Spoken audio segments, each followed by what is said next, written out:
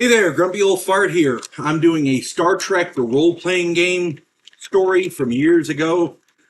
I'm titling this one, Where's a Doctor When You Need Him? Because, you know, this happens a lot in tabletop role-playing games, and I'll get into that in just a second, but this happens a lot, and it's something that every game master has to deal with in every tabletop role-playing game. Years ago, I was running a short campaign for 5 of my friends. We were running Star Trek, the role-playing game, the old FASA version. It's the only one that I play.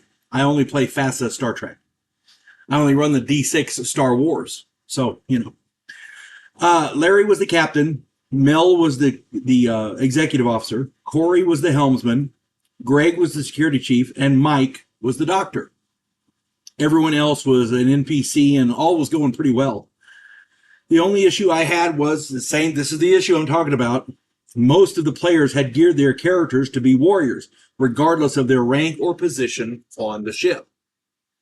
For example, Mike's doctor could outfight most Klingons and was a sharpshooter with virtually every weapon.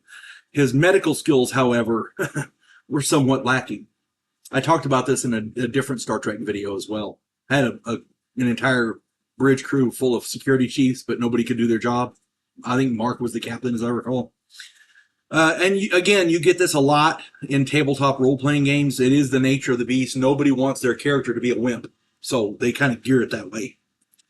Before I get into this, though, if you enjoy my content, it would really help me out if you would hit the like button, subscribe to my channel, share my content on social media, and post a comment or two.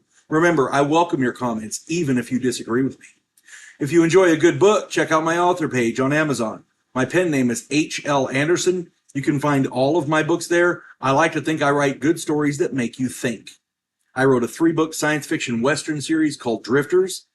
I wrote a political fantasy called The Righteous President. I wrote, there's 2, right now I'm working on a 3rd. It's a science fiction, space warfare, future type thing.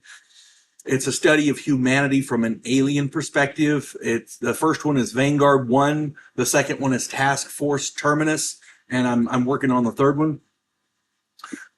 And finally, I wrote a fun story about a house in New Orleans where the monsters all hang out. It's called The House Off Farrago Road. Hope you get them, and I hope you like them. All right, on with Where's the Doctor When You Need Him? All right, they were on routine patrol, and everything was going well.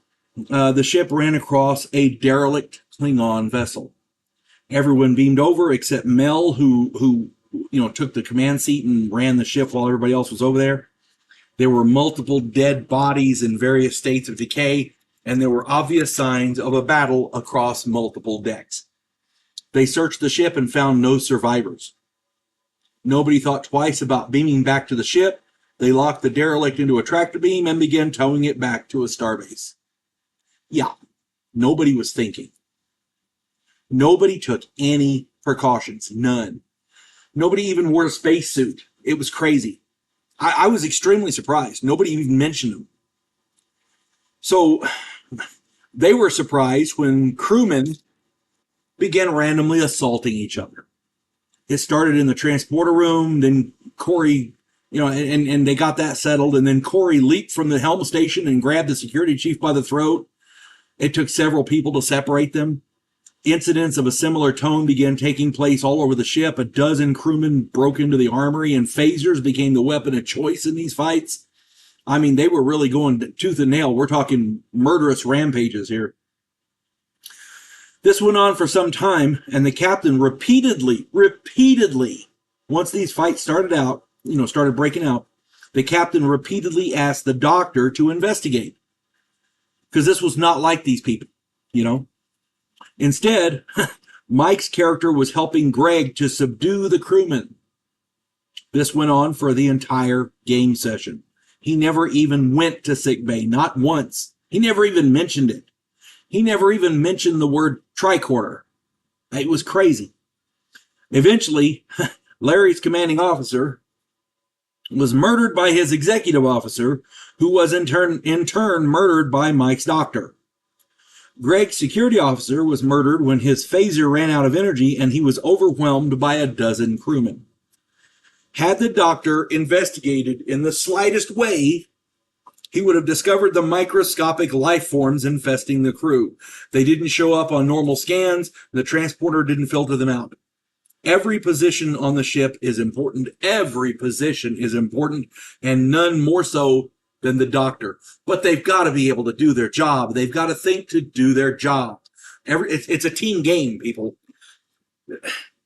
It would have been nice if the doctor had decided to show up. You know, that's the thing.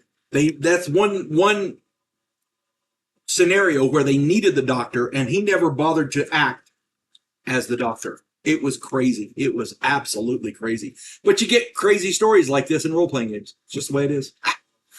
Oh, yeah. Anybody with similar stories, put them in the comments. I'm sure we'd love to read them. Hope this finds everybody well. You folks have a good one. God bless one and all. There is a house in New Orleans where the monsters all hang out. When the police detective, who happens to be a skinwalker squirrel, uncovers a plot by a paranormal perpetrator, he has to enlist the aid of his fellow housemates. If you enjoy a modern, quirky take on historical mythology, check out my new original novel, The House Off Farrago Road.